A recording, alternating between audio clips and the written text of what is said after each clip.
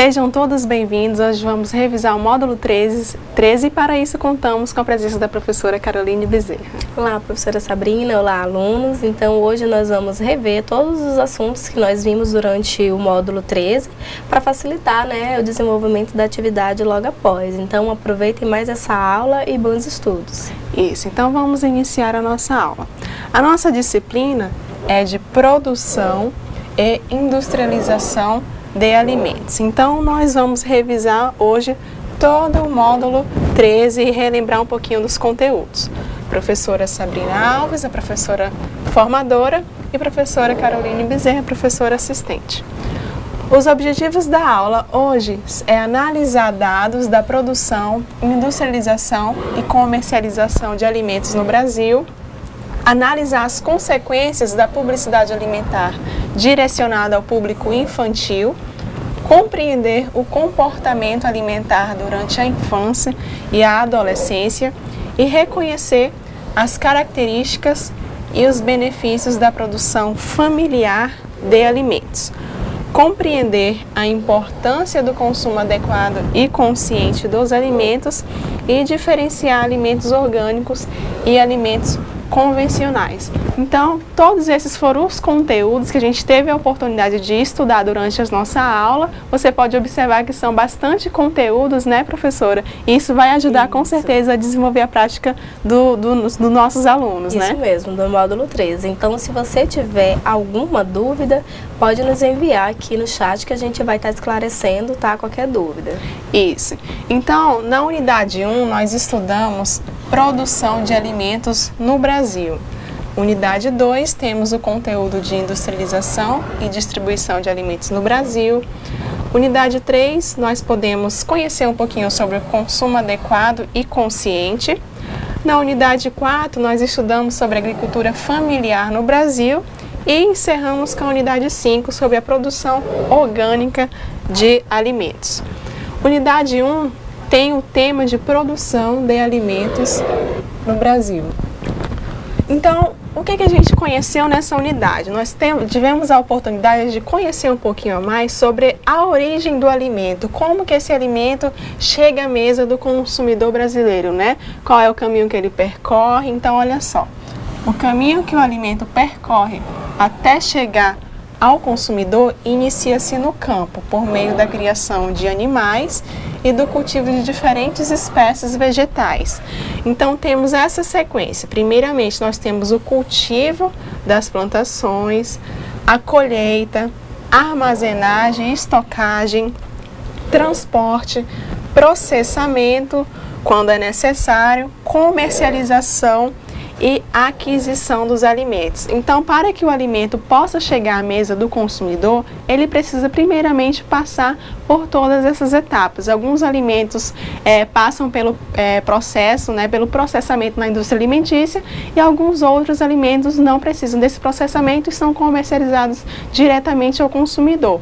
E durante essa cadeia alimentar, é necessário que a gente tenha o conhecimento, da origem desse alimento, de onde esse alimento veio, para termos a certeza que estamos consumindo um alimento seguro, né, professora? Isso mesmo. Então, vale a pena saber quem é o produtor, de onde vêm esses alimentos. No supermercado também você pode estar perguntando quem é o fornecedor dos alimentos, principalmente os alimentos in naturas, que são os alimentos mais propícios à contaminação de algum micro-organismo. Isso, e também a gente conhecer um pouquinho que temos hoje meios tecnológicos para saber a origem do alimento, como o processo de rastreabilidade do alimento através de um código que é contido na embalagem do alimento e que você pode rastrear através da câmera do seu smartphone, do celular. Então, hoje existem diversas maneiras para sabermos a origem, o processamento, ao qual esse alimento percorreu até chegar ao nosso consumo. Então, o alimento que chega diariamente à mesa do consumidor tem como base o setor agropecuário, que nada mais é que a criação de plantas, e o setor pecuário com a criação de animais. Esse segmento dá origem à agricultura tradicional e agricultura moderna. O que seria agricultura tradicional? A agricultura tradicional é uma espécie de cultivo de plantações que não tem grandes avanços tecnológicos, exige mais utilização de mão de obra familiar, não utiliza insumos agroindustriais, grandes maquinários, e ela é desenvolvida para o autoconsumo, muitas vezes para o consumo da própria família. Então, uma característica da agricultura tradicional seria a agricultura familiar, que é praticada em pequenas propriedades, com minifúndios, não existe grandes áreas extensas para a criação das plantas para o cultivo. Então essa é a agricultura tradicional. E a outro tipo de agricultura é a agricultura moderna. Ao contrário da tradicional, já exige grandes avanços tecnológicos, utilização de maquinários, muitas vezes utilização de agrotóxicos, defensivos agrícolas, tudo para aumentar a produção e o rendimento. Na agricultura moderna nós temos alto rendimento, já na agricultura tradicional nós temos um baixo rendimento quando comparamos esses dois tipos de segmento, ok? A agricultura moderna ela é mais voltada para a exportação, para o agronegócio. Já a agricultura tradicional é mais voltada para o autoconsumo, o consumo da própria família, ou muitas vezes para a venda diretamente ao consumidor, tá? Então essa é a diferença de agricultura tradicional e agricultura moderna. Esses tipos de segmento, desses sistemas de agricultura, dá origem ao agronegócio. Hoje em dia nós temos a predominância do agronegócio, que é a criação, de bovinos, animais, de plantações para exportação, tudo com o objetivo do lucro, do capital. Então vamos conhecer o que seria o agronegócio. Toda a relação comercial e industrial da cadeia produtiva agrícola e pecuária. Então aqui nessa imagem nós observamos um exemplo prático do que seria aqui o agronegócio. Então olha só, a fazenda produz o leite natural que é vendido para uma indústria. Na sequência temos a indústria transforma o leite num produto industrializado, que é o leite pasteurizado. E daí temos o supermercado com a compra do leite industrializado e comercialização aos consumidores, tá? Então esse é um exemplo de prática que visa o agronegócio. A pecuária e as principais lavouras da agricultura brasileira. Então a agricultura e a pecuária brasileira consolidam o país como um dos principais líderes na produção de alimentos no mundo. Segundo o Ministério da Agricultura, desde o final dos anos 1990, poucos países cresceram tanto no comércio internacional do agronegócio quanto o Brasil. Então, veja só, nós temos a agricultura tradicional e a agricultura moderna, mas qual é que predomina no Brasil? Se temos aí grande parte do agronegócio, com certeza a agricultura que predomina é a agricultura moderna, né? Porque hoje nós temos o agronegócio super em alta no Brasil, ok? Então é mais praticada a agricultura moderna do que propriamente a agricultura tradicional. E por que que isso acontece? Devido à grande extensão territorial do país, o clima propício, e isso gera atividades destinadas à agropecuária.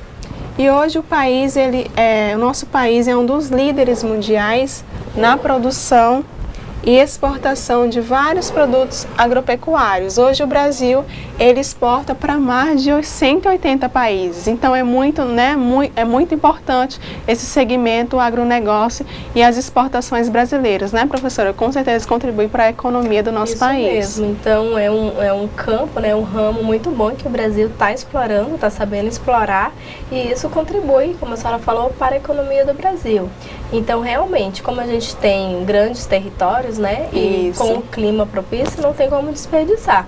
Temos que unir realmente esses dois fatores e disso gerar renda. E é o que o Brasil está fazendo. E isso também é um grande benefício para todos os agricultores, né? A geração de renda. De emprego.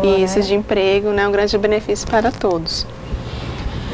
E quais são as principais atividades econômicas da agropecuária brasileira? Então hoje nós temos a produção de soja, a produção de milho, de arroz, feijão, café, laranja, bovinos e aves e suínos. Então muitos desses alimentos estão nas principais pautas de exportações brasileiras devido à eficiência, aos grandes avanços tecnológicos, ao aperfeiçoamento dos agricultores.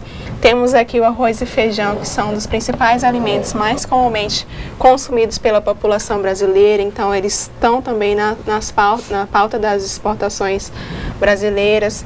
Temos o café, a laranja, então esses fatores fazem esses produtos, esses alimentos serem as principais atividades econômicas e agropecuárias brasileiras. Então, vamos conhecer um pouquinho agora sobre as cadeias produtivas de alimentos. O sistema de produção alimentar, ele prossegue com a distribuição e a comercialização dos produtos.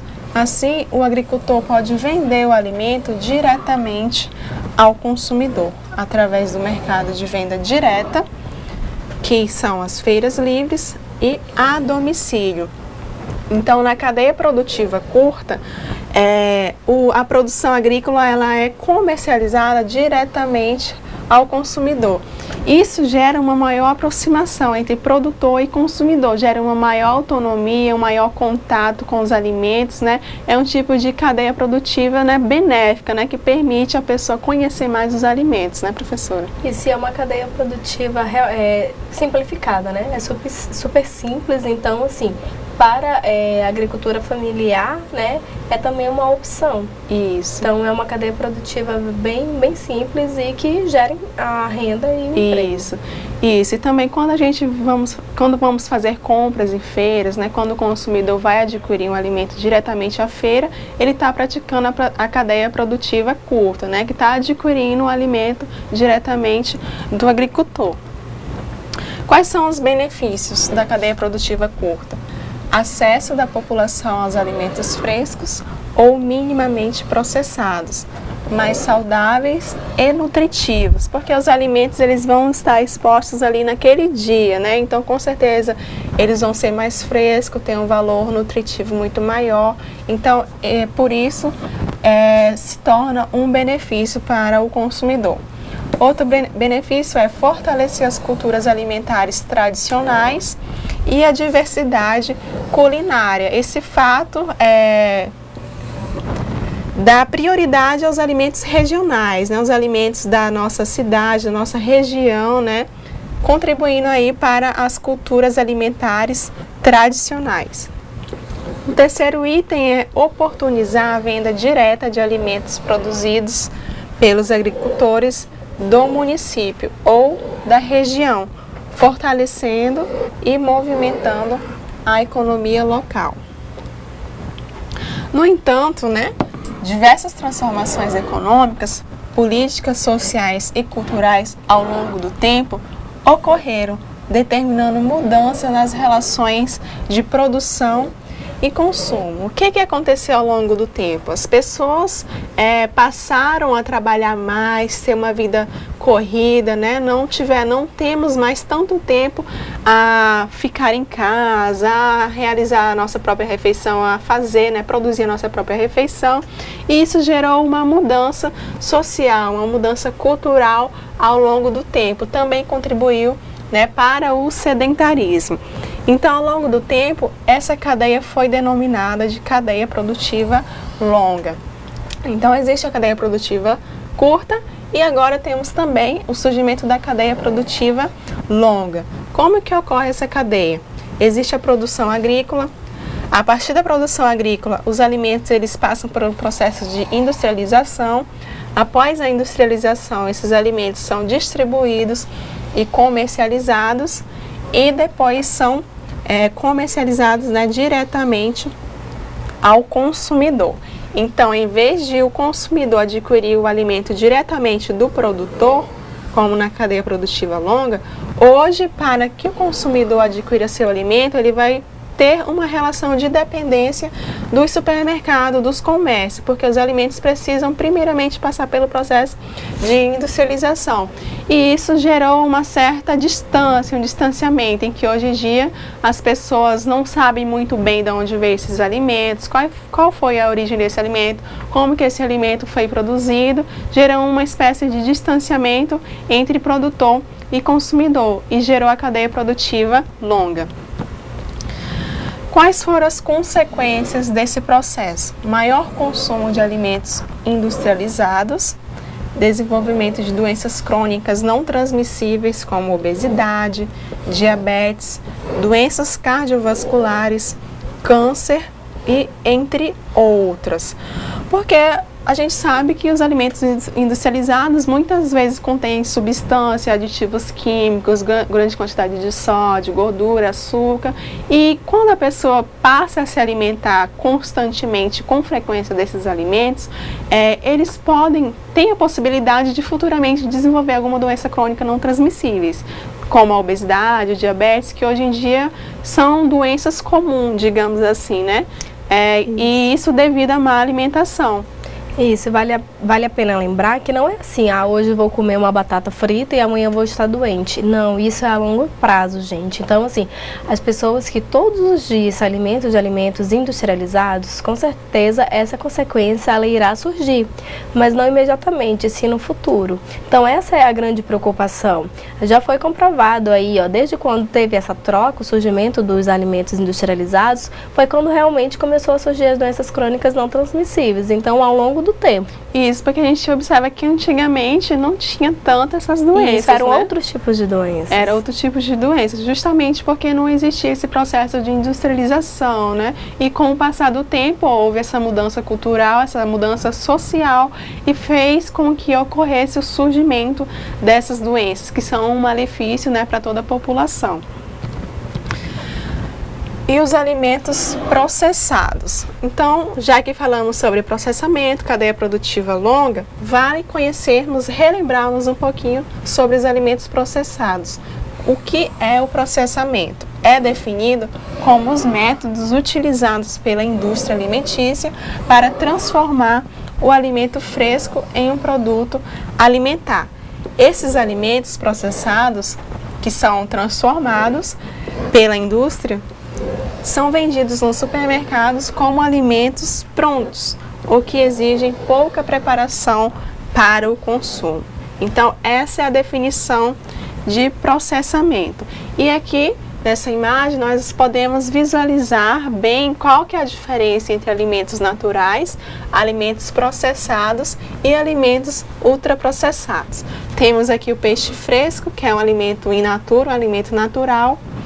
Já temos aqui um alimento processado, em que esse peixe passou por um processamento de industrialização na indústria alimentícia e transformou-se em peixe enlatado. Um exemplo é a sardinha, o atum enlatado.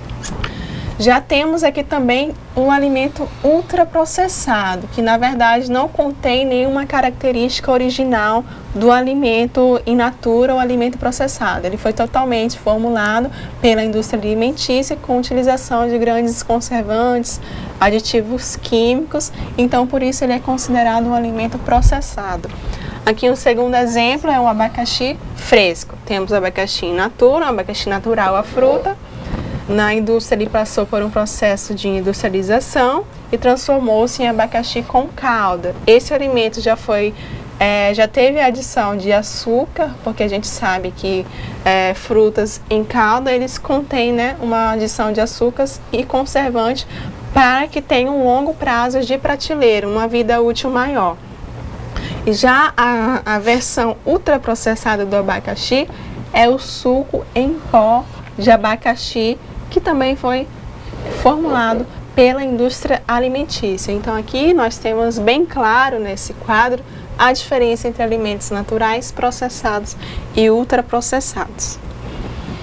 Exemplos de alimentos ultraprocessados. Temos o refrigerante, biscoito, sorvetes, bolo, sopa, aquelas sopas desidratadas que já vêm no saco, na embalagem. Temos os salgadinhos industrializados, salgadinhos de milho, alimentos congelados, embutidos, entre outros. Embutidos temos o salame, presunto, queijo, entre outros alimentos.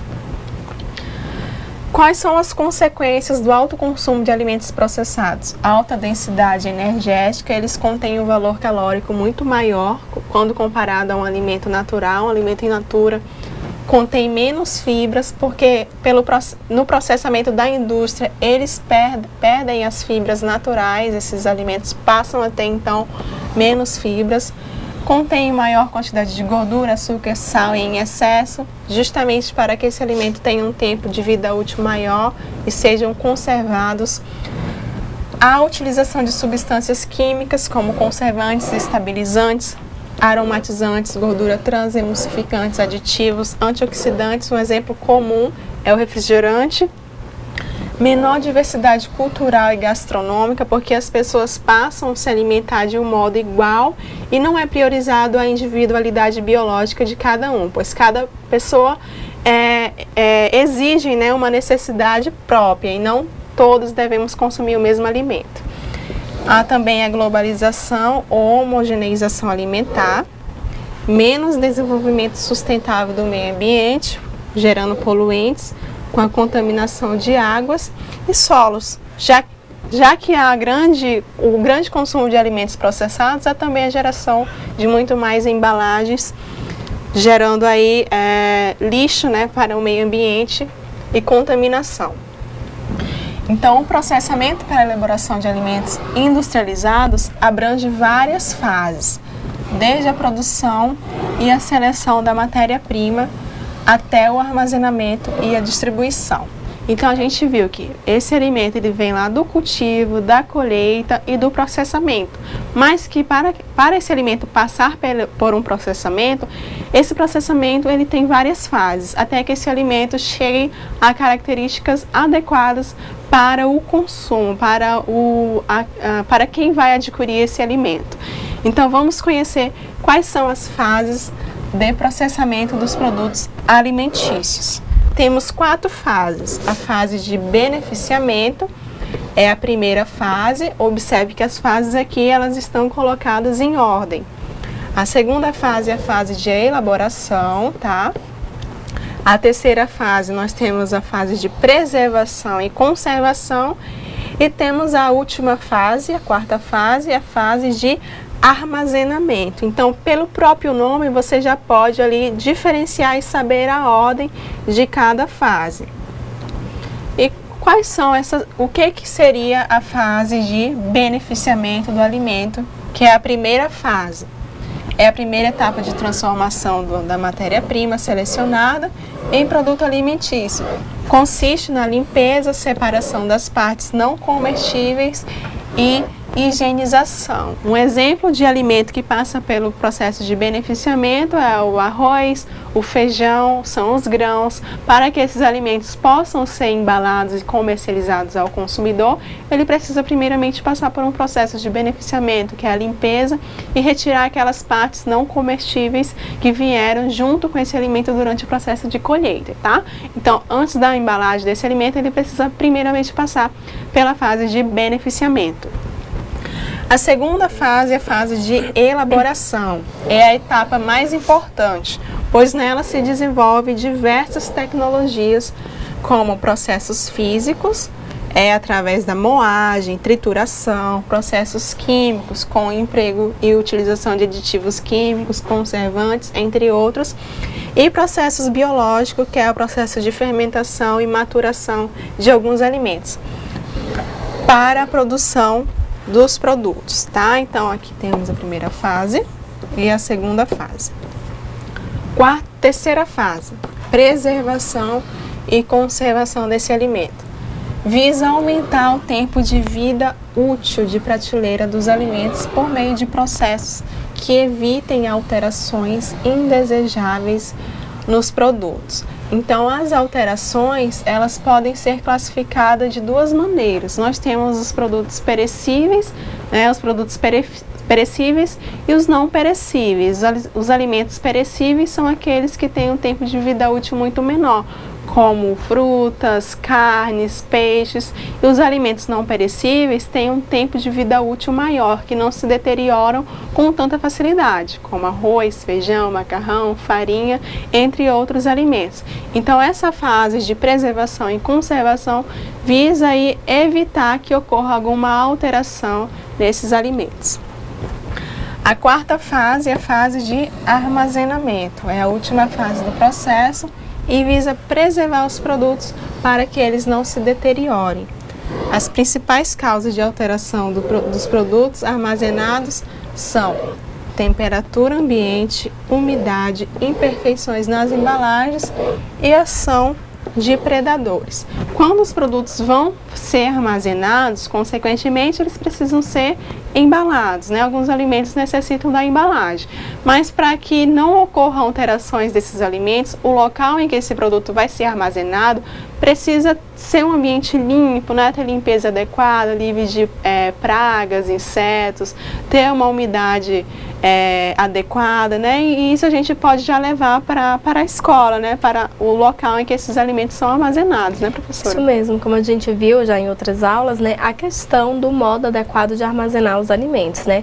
A gente viu que por gênero, né? Não misturar macarrão, feijão, arroz, tudo junto, não. A gente tem que separar por gênero e sempre estar atento à questão da data de fabricação, de vencimento, né? Então, se aquele produto vai vencer logo, utilize logo os que vão vencer.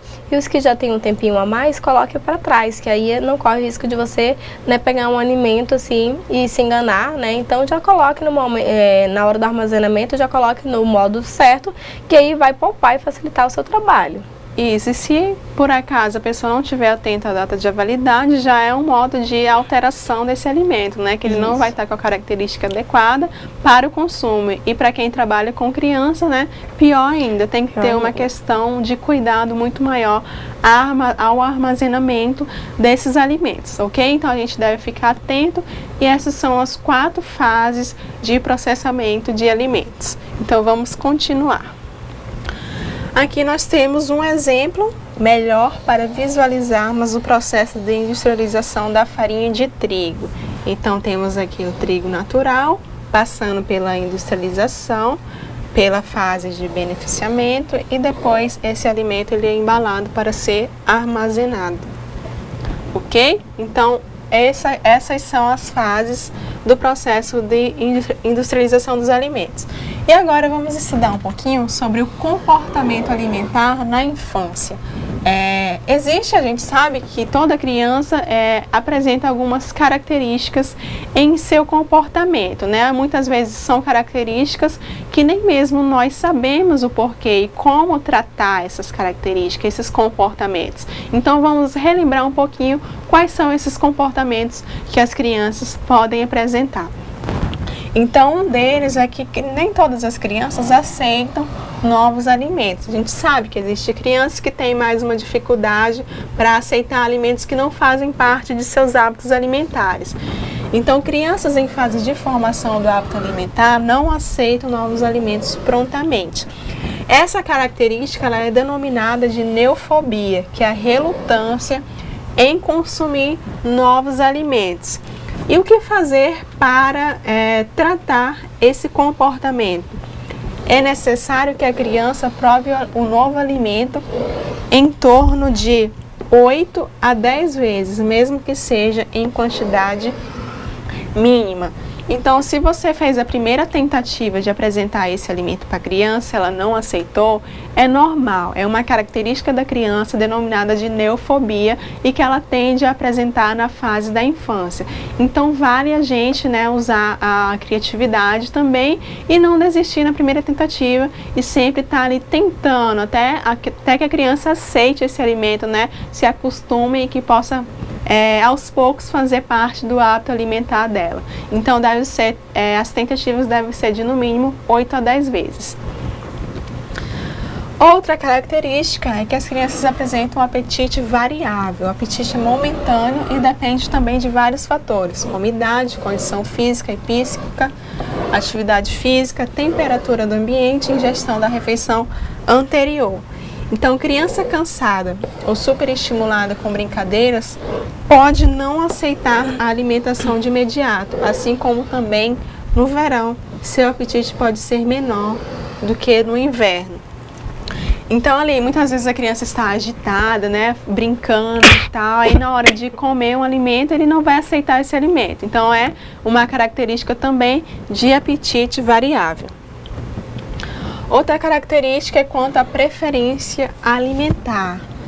elas preferem sabor doce e muito calórico. Crianças nessa fase, a gente sabe, né, muito bem que tem uma preferência maior por alimentos que possuem sabor adocicado. E geralmente esses alimentos são calóricos. Então, essa preferência ocorre porque o sabor doce é natural ao ser humano, não necessitando de aprendizagem como os demais sabores. E é normal a criança querer comer apenas doces. Então, cabe aos pais e à escola, portanto, colocar limites quanto aos horários e à quantidade.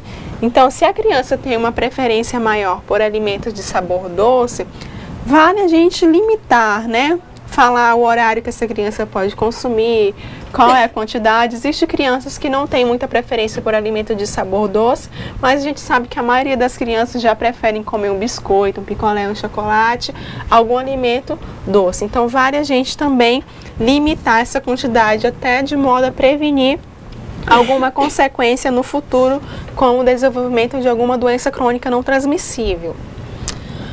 Outra característica são os direitos fundamentais na alimentação.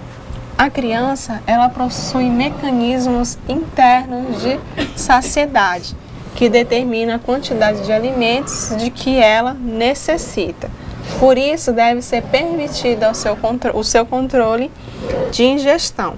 Então, quando a criança já for capaz de se servir à mesa e comer sozinha, essa conduta deverá ser permitida e estimulada. Isso vale para a hora de porcionamento da refeição. Na hora que a criança for realizar a alimentação escolar, né, permitir que ela escolha a quantidade que irá satisfazê-la. E quando a criança já tiver a autonomia de se alimentar sozinha, né, permitir também que ela pegue a quantidade de alimento que irá satisfazê-la naquele momento. E agora vamos conhecer um pouquinho sobre o comportamento alimentar na adolescência, né? Saímos da fase infantil e já entramos aqui na adolescência.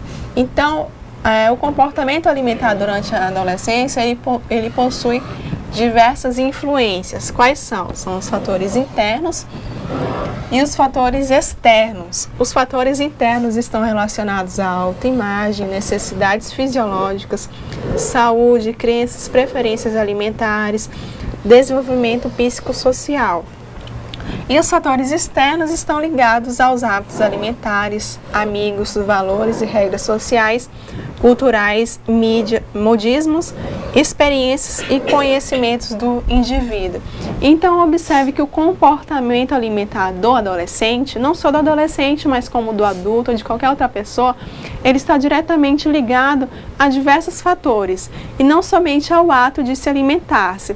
Muitas vezes, por exemplo, quando um adolescente desenvolve uma obesidade, essa obesidade não está ligada somente aos maus hábitos alimentares, mas muitas vezes vem ali de comportamentos psicológicos, né, de comportamentos de influências de família, do meio social em que essa criança, esse adolescente convive. Então, a alimentação, ela não se resume somente aos maus hábitos alimentares, mas existe ali uma série de influências que podem estar ligadas diretamente ao comportamento alimentar do adolescente. E agora vamos conhecer um pouquinho sobre o comércio de alimentos, que é sobre a unidade 3, consumo adequado e consciente. Ao escolher os estabelecimentos para a compra dos alimentos, seja feira, ceasas, supermercado, entre outros, utilize sempre como critério a limpeza e a organização do ambiente e a higiene dos atendentes. Observe também se o local apresenta condições adequadas para que a conservação dos alimentos oferecidos. Então, no momento que nós vamos adquirir o alimento, fazer nossas compras, realizarmos as nossas compras, devemos estar atentos ao local em que esse alimento está sendo comercializado, esse alimento está exposto, justamente para evitar algum tipo de contaminação, né, algum tipo de de fator que possa interferir na qualidade desse alimento. E a gente deve estar atento a esses fatos para priorizar a segurança alimentar e nutricional, né, professora? Isso mesmo. Então, se você acha que aquele ambiente não é adequado, então é melhor procurar outro, né? Com certeza. Então, vamos continuar.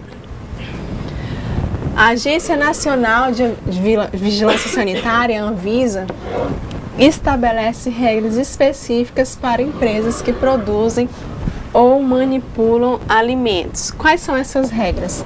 Uso de água potável, controle integrado de vetores e pragas urbanos, controle de saúde dos funcionários, higiene pessoal e uniformização dos funcionários, higiene ambiental relacionada à periodicidade de limpeza das instalações, utensílios, estoques e reservatório de água, elaboração de manual de boas práticas de produção, manipulação e de prestação de serviços na área de alimentos e implantação do procedimento operacional padronizado. A Anvisa estabeleceu essas regras com o objetivo de garantir a segurança alimentar e nutricional do local que é o alimento produzido. Porque imagine, se não tivesse essas regras, o manipulador de alimentos não iria ter a noção de como é produzir um alimento seguro, né? Iria ser uma espécie de desorganização. Então, visando justamente prevenir doenças que possam ser desenvolvidas através de alimentos contaminados, a Anvisa estabeleceu essas regras. Então, a escolha dos alimentos. No momento de fazer as compras e escolher os alimentos que serão consumidos, devemos prestar atenção em alguns detalhes para garantir a qualidade e segurança. Quanto às carnes, quais são as características que devemos observar nesses alimentos? Inexistência de sinais de descongelamento, sem formação de cristais de gelo ou água dentro da embalagem, consistência firme, não amolecida, nem pegajosa, odor e cor característicos. Quanto aos peixes, devemos observar a inexistência de sinais de descongelamento, na embalagem não pode ter formação de cristais de gelo e água, ok? Ausência de manchas, furos ou cortes na superfície. O peixe deve apresentar uma pele úmida, firme, bem aderida, olhos brilhantes e salientes. Pescados salgados, curados ou defumados podem ser comprados a temperatura ambiente. Nesse caso, o produto deve ser armazenado em um local limpo, protegido de poeira e insetos, tá? Peixe fresco deve ser armazenado em um local com gelo e nunca é exposto à temperatura ambiente com risco de contaminação. Quanto aos ovos, deve-se observar se ele apresenta casca íntegra, sem rachadura, manchas escuras ou resíduos que indiquem falta de higiene. A casca do ovo também deve ser fosca, não deve apresentar brilho, tá? Se apresentar brilho, já apresenta algum sinal de deteriorização. Quanto aos hortifrutis, devem ser frescos, íntegros, firmes e com aroma e sabor próprios, sem traços de descoloração ou mancha, sem cheiro ou sabor estranho, sem rachaduras ou perfurações e ausência de insetos ou larvas. Por isso também a importância de fazermos a higienização adequada de hortifrutis. Apesar de ter ausência de insetos ou larvas, esse alimento ele pode apresentar contaminantes, bactérias. Então, por isso de fazer a higienização adequada com o hipoclorito no momento de recebimento de hortifrutis na escola.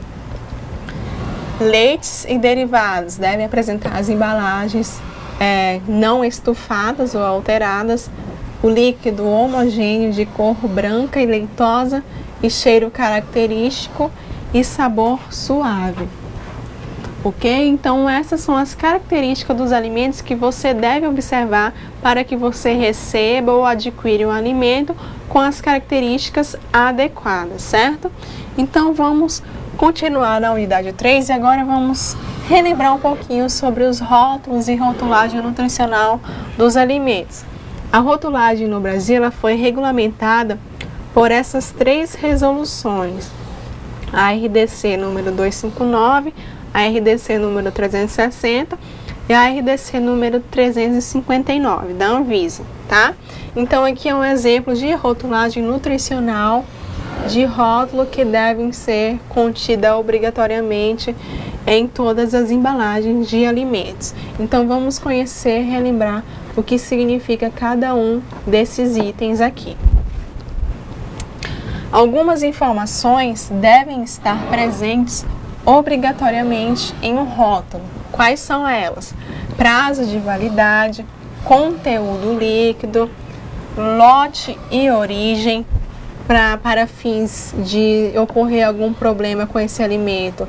É só mesmo consultar o lote e a origem desse alimento. Porção, percentual de valores diários. Cada nutriente que está descrito na rotulagem desse alimento apresenta uma porcentagem de valor diário. E esse percentual é baseado em uma dieta de 2.000 calorias. Lembrando que 2.000 calorias é estabelecido só para fins de rotulagem nutricional. E não significa que uma pessoa deve ter uma dieta de 2.000 calorias, certo? Medida caseira e lista de ingredientes. Esses são itens que devem conter na embalagem obrigatoriamente, tá? Então toda a embalagem deve ter isso na rotulagem. E também devem ser declarados os seguintes nutrientes: obrigatoriamente valor energético, que é a quantidade, a soma de carboidratos, proteínas e gordura, as calorias provenientes desses três nutrientes. Devem ter também a quantidade de carboidrato, proteína, gorduras totais, fibras, gorduras saturadas, gordura trans e sódio. E vamos partir agora para a unidade 4, que é sobre agricultura familiar no Brasil. O que é agricultura familiar? A agricultura familiar é definida em lei que estabelece diretrizes para a política nacional de agricultura familiar e empreendimentos familiares rurais. O marco legal da agricultura ela foi estabelecida pela lei número 11.326, do ano de 2006.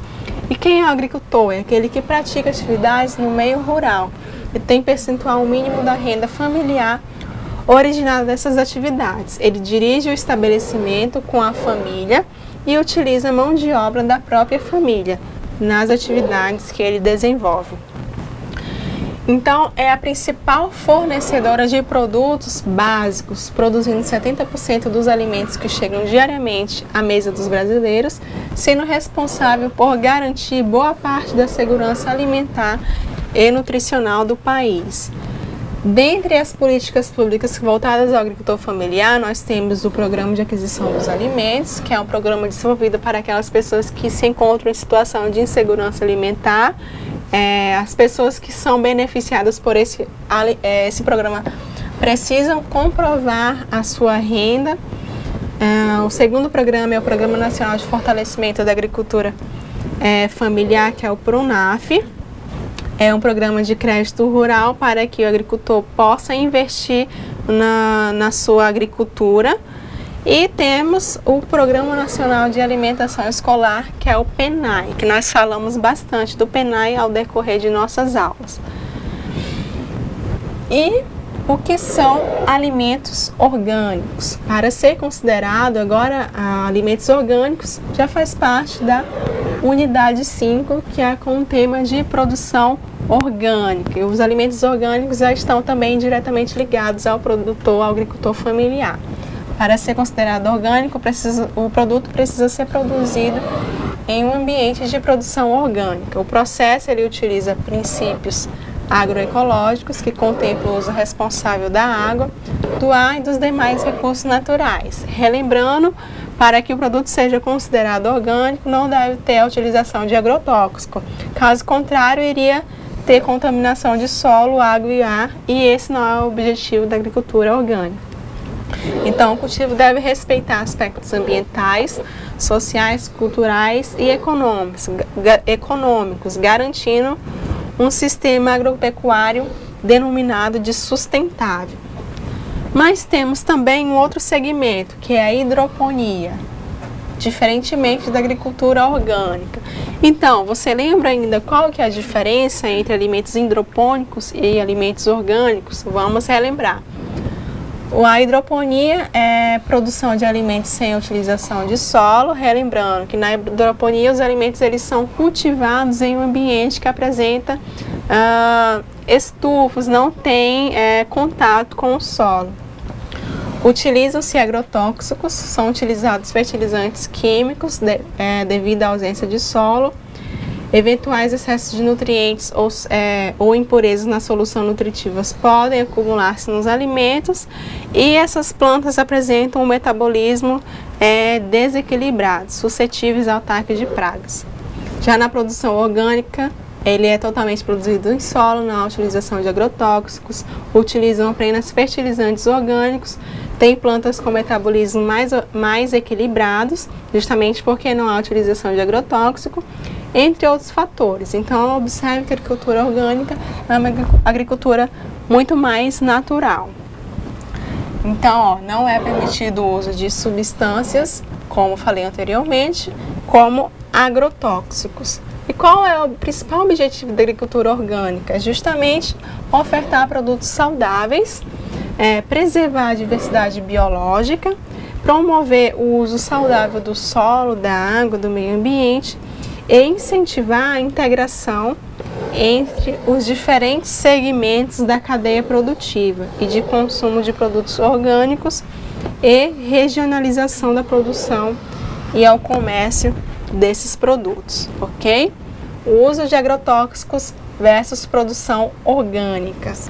Então, nós falamos bastante ao decorrer de nossas aulas, né, sobre os benefícios da produção de alimentos orgânicos. Nós vimos que existem os alimentos convencionais, os alimentos orgânicos. Nos orgânicos não há utilização de agrotóxicos, nunca esqueça dessa diferença, tá? E já que falamos sobre alimentos com utilização de agrotóxicos, vamos relembrar quais são aqueles alimentos que possuem altos teores, né, que não possuem quantidades satisfatórias quanto à utilização de agrotóxicos. Então, em 2010 foi realizado um estudo com a análise de amostra de alguns alimentos, sendo que 28% desses alimentos foram considerados insatisfatórios. O percentual de amostra com problemas foram 91,8% no pimentão, 63,4% do morango e tivemos o pepino e alface. Então, esses foram os 4 alimentos que lideraram o ranking de alimentos insatisfatórios quanto ao uso de agrotóxicos. E relembrando que para reconhecermos um alimento orgânico, ou seja, aquele que não há utilização de agrotóxico, esse alimento, ao ser comercializado, ele precisa apresentar um certificado reconhecido oficialmente, que é de Produto Orgânico Brasil. Então, todo alimento orgânico precisa apresentar na embalagem esse certificado, tá? E quais são os benefícios dos orgânicos? Contribui com a saúde da família, evita o risco de contaminação, preserva o ambiente, os produtores orgânicos utilizam rodízio de culturas e de diversificação de espécies e há uma redução do risco de saúde dos trabalhadores, que é a prioridade principal também, quando comparamos com a produção convencional, em que eles ficam expostos a substâncias tóxicas. Então, assim, nós finalizamos a nossa revisão do módulo 13. Espero que você tenha aproveitado bastante para absorver todo o conteúdo e que os conteúdos ministrados possam contribuir com a sua prática profissional, que você desenvolva novas habilidades durante sua prática profissional no ambiente escolar, compartilhe os conhecimentos adquiridos com outros profissionais, com professores, trabalhe em conjunto com os funcionários da sua escola, com as crianças, né? E mostre aquilo que você aprendeu, né? Então, espero que tenha contribuído bastante com a sua aprendizagem, né, professora? Isso mesmo, espero que tenham gostado desse módulo, né? Um módulo bem prático, né? Que dá para aproveitar bastante coisa. E a gente te espera na próxima aula com 2 módulos novos. Então, bons estudos e boas atividades. Então, até a próxima aula.